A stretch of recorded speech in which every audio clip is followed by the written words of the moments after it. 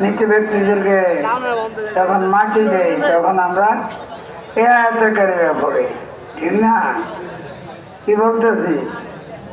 আল্লাহর কথা, তোমাদেরকে এই মাটি থেকে সৃষ্টি করা হয়েছে, এই মাটিতেই তোমাকে মিশানো হচ্ছে, মাটি থেকে পুনরায় আবার তোমাকে উঠানো হবে। এ কথা কি আমাদের বিশ্বাস হয়? আমরা ছিলাম এই দুনিয়াকে, আমরা ছিলাম আল্লাহ দয়া করে পড়াই। এরপরে এখান থেকে আমরা চলে যেতে হবে, তারপরে আমাদেরকে ওই মাটিতেই আমাদেরকে মিশানো হবে।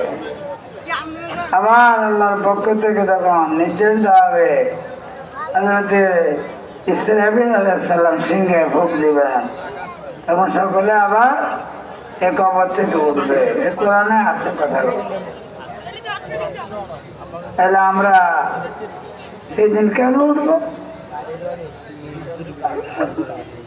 আল্লাহ পাকের দরবারে আমাদের জীবনের হিসাব দিতে হবে। সেদিন জীবনের হিসাব দিতে হবে, ভালো মন্দের হিসাব না হবে, সেদিন প্রতিদান দেওয়া হবে। সেই দিনকে বলা হয় কিয়ামুল হাসর, কিয়ামুল জাযা, একত্রিত হওয়ার দিন, প্রতিদানের দিন। এই জন্য প্রত্যেকের কাছে বিনীতভাবে অনুরোধ করছি, আমরা সকলে এই আজকের কোরআনের আলোচনা, হাদিসের আলোচনা আমরা আমাদের বাস্তব জীবনে আমরা প্রয়োগ করবো, অর্থাৎ কি করবো? আমল করার চেষ্টা করবো, ঠিক আছে? প্রত্যেক জুমার দিন কি হয়? হাদিসে আলোচনা হয়নি? এই আলোচনায় আমরা মনোযোগ সহকারে যদি শুনি তাহলে আমাদের উপকার হবে। এটা ইমাম সাহেবের কথা নয়, এটা আল্লাহর কথা, রাসূলের কথা। আজকে কত মানুষ কান্নাকাটি করতেছে, ঘুম আসতেছে না, কি জন্য? রোগের যন্ত্রণা। কত মানুষ কান্নাকাটি করতেছে মৃত্যু যন্ত্রণায়, ঠিক নেই? আমরাও ভেবে করতে হবে। আল্লাহ যদি দয়া করে আমাদেরকে মাফ করে, এই কথাগুলো আমরা একটু খেয়াল করার চেষ্টা করি, আমরা স্মরণ করি। আমি তো ছিলাম না, আমি এখন আছি, আবার আমাকে চলে যেতে হবে। আমাদের মাঝ থেকে কিভাবে অল্প বয়সী ছেলেরা চলে যাচ্ছে, অল্প বয়সী মেয়েরা চলে যাচ্ছে, যায়নি? তাহলে আমরা এখানে থাকতে পারবো না, কেউ থাকতে পারে নাই, আমরাও পারবো না। আল্লাহর রাস্তায় আমরা 5 ওয়াক্ত নামাজের পাবন্দি করবো, আমাদের সন্তানদেরকে আমরা 5 ওয়াক্ত নামাজের পাবন্দি করাবো।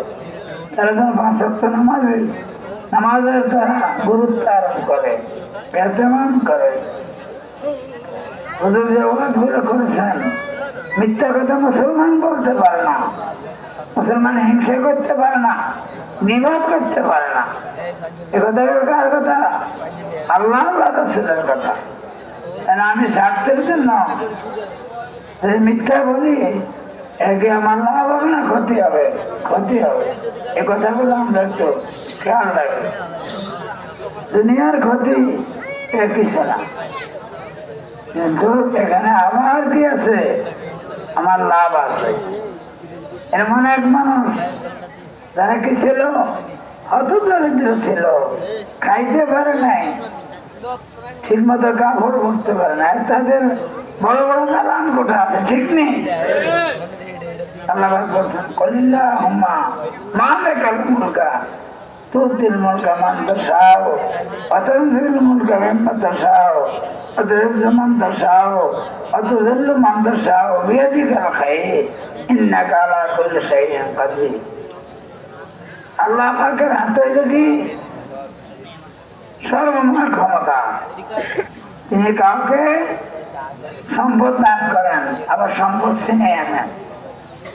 আগে বলছে কি, কাউকে আল্লাহ বাদশাহী দেন, আবার বাদশাহী ছিনিয়ে নেন।